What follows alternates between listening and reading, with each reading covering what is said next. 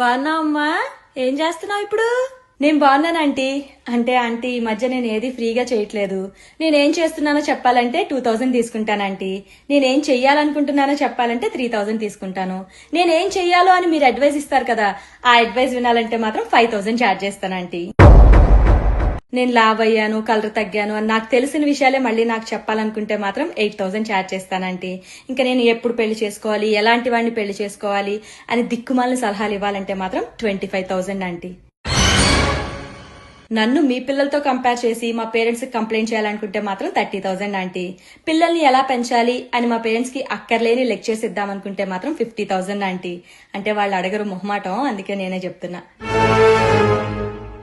ఇంకా ఇవన్నీ కాకుండా నా శాలరీ ఎంత, నేను ఎక్కడ ఇన్వెస్ట్ చేస్తున్నాను, నా ఫ్యూచర్ ప్లాన్స్ ఏంటి, ఇవన్నీ తెలుసుకోవాలనుకుంటే మాత్రం ఒక 25,000 ఛార్జ్ చేస్తానంటీ. ఇప్పుడు చెప్పండి ఆంటీ, ఏ క్వశ్చన్ తో స్టార్ట్ చేద్దాం? నీ పర్సనల్ విషయాలు నాకెందుకమ్మా? అయినా నువ్వు తెలివైన దానివిలే, ఏం చేయాలో నీకు బాగా తెలుసు. నేను ఉంటాను వదినా, వెళ్ళొస్తానమ్మా. అప్పు మంచిదంటీ.